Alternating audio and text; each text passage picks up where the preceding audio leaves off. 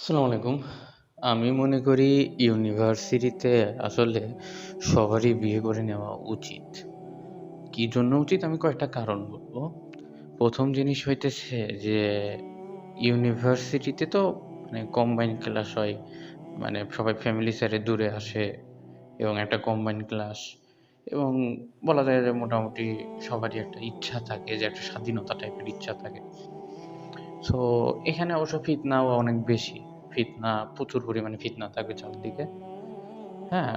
তো ইউনিভার্সিটিতে বিভিন্ন কালচার থাকবে, বিভিন্ন অঞ্চলের মানুষ আসবে। অবশ্যই এখানে ফিতনা অনেক বেশি। আদার্স জায়গার থেকে ইউনিভার্সিটিতে প্রচুর পরিমাণে ফিতনা থাকবে।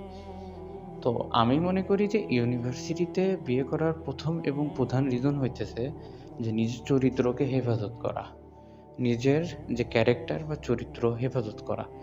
এখন নিজের চরিত্রকে হেফাজত বা ক্যারেক্টারকে হেফাজত এবং পবিত্র রাখার জন্য আসলে বিয়ের বিকল্প নেই। বর্তমানে যে ২০২৪ এর যেই অনলাইন ইন্টারনেটের দুনিয়া এবং এই যে সমাজের যে অবস্থা এটার ভিত্তিতে।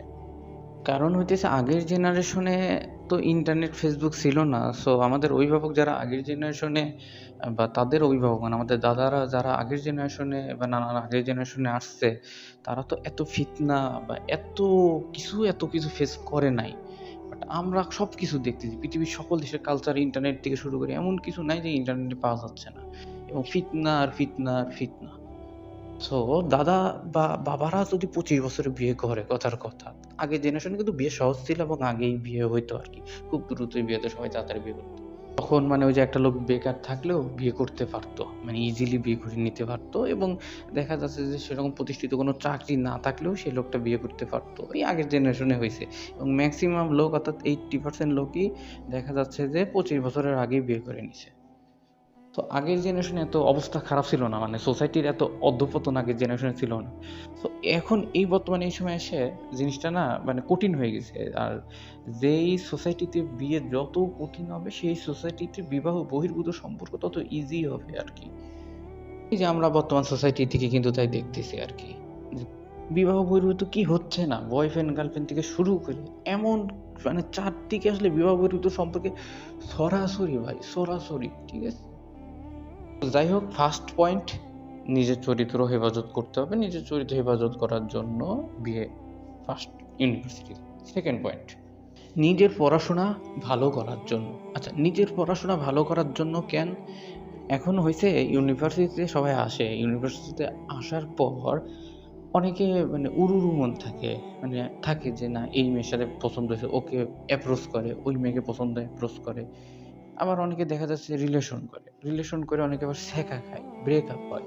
সো দ্যাটস ওয়াই না রেজাল্টে একটা প্রচুর পরিমাণে হ্যাম্পার হয়। অনেকে আবার হতাশায় থাকে। কিরকম হতাশা? হায়রে হায়! সোসাইটি খারাপ হয়ে যাচ্ছে। আমি কি আমার ভালো কাউকে পাবো কিনা? বা ভালো কেউ আছে কিনা? এরকম একটা হতাশাতে থাকে অনেকে।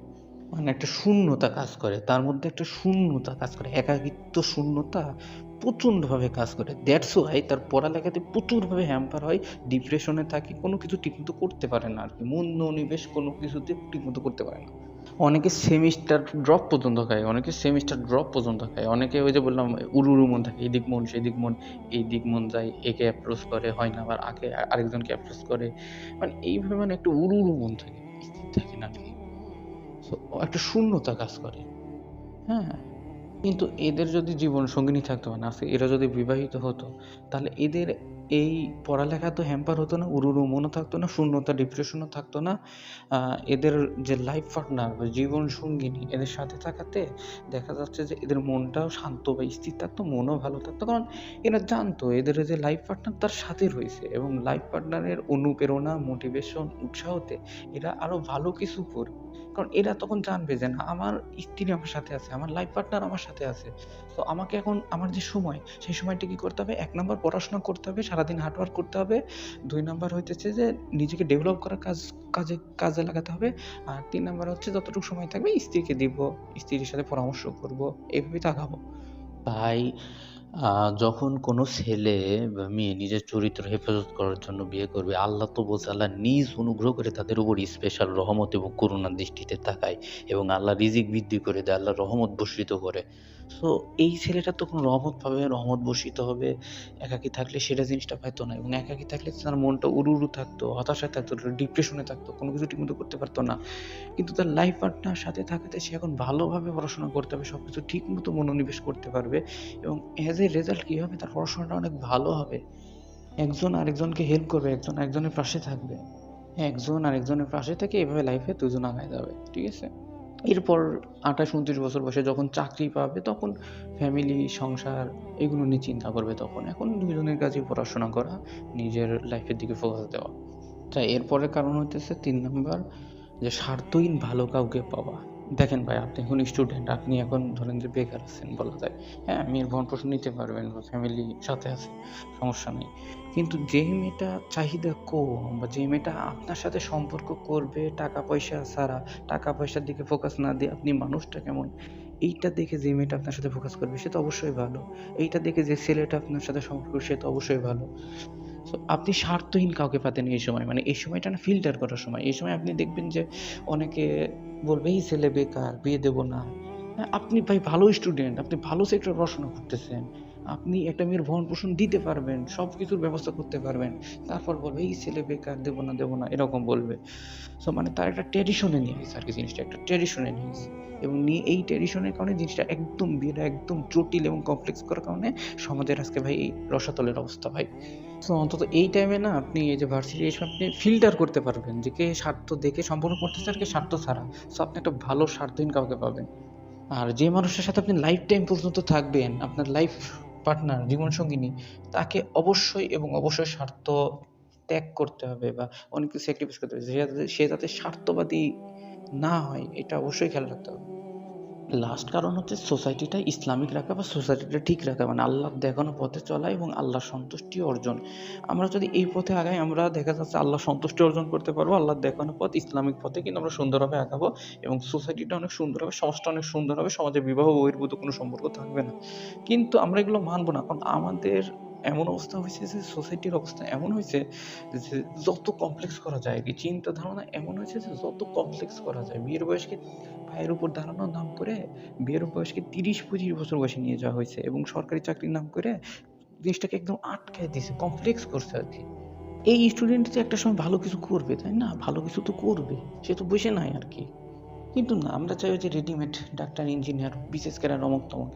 দ্যাটস হোয়াই সোসাইটির অবস্থা এমন হয়েছে যে বিয়ে যত কঠিন করছে, কমপ্লেক্স করছে, ৩০-৩৫ এ নিয়ে গেছে। তার আগে পোলাপান কি করে স্কুল, কলেজ এবং ইউনিভার্সিটিতে বিবাহ বহির্ভূত সম্পর্ক, বয়ফ্রেন্ড, গার্লফ্রেন্ড, ডেটিং, রিলেশনশিপ এমন কিছু নাই যে হইতেছে না এই সোসাইটিতে ভাই। তারপরে ইন্টারনেট, অনলাইনের যুগ। আমাদের বাপ-দাদার সময় তো এগুলো ছিল না। আমাদের বাপ-দাদার সময় কি মেসেঞ্জার, ফেসবুক ছিল? আমাদের বাপ-দাদার সময় কি ইন্টারনেট ছিল? কিচ্ছু ছিল না। এখন মেসেঞ্জারে বয়ফ্রেন্ড, গার্লফ্রেন্ড ছবি আদান-প্রদান থেকে শুরু করে কি হচ্ছে না ভাই সোসাইটিতে? এবং বিয়ে, বিবাহ বহির্ভূত সম্পর্ক একদম সয়লাব হয়ে গেছে চারদিক সমাজ। সোসাইটি একদম রসাতলে চলে গেছে। আল্লাহর রাসূল সাল্লাল্লাহু আলাইহি ওয়াসাল্লাম ওই সময় যুবকদের বলতেন, "হে যুবক, তুমি কি ভরণ-পোষণের দায়িত্ব নিতে পারবা?" যুবকগুলোর বয়স কত? ২২-২৩ বছর, ২৪ বছর এরকম। তো এই যুবক, তুমি কি ভরণ-পোষণের দায়িত্ব নিতে পারবা? জি, আল্লাহর রাসূল নিতে পারবো। তুমি বিয়ে করতেছো না কেন? আল্লাহর রাসূল ওই সময় বলতো। আর এখন এই সময় এসে আমাদের একটা ছেলে যদি ভরণ-পোষণের দায়িত্ব নিতে পারে, তার বয়স ভার্সিটিতে পড়ে, সে দায়িত্ব নিতে পারে, মেয়ের ভরণ-পোষণ দিতে পারে। না, না, না, না, না, না, তোকে সরকারি চাকরি করতে হবে, তোকে বিসিএস ক্যাডার হতে হবে, তোর বয়স ৩০-২৫ বছর হতে হবে। এখন কি বিয়ের বয়স নাকি? সো এইসব ধ্যান ধারণা চিন্তা ভাবনার কারণে আজকে সোসাইটির এই জঘন্য অবস্থা।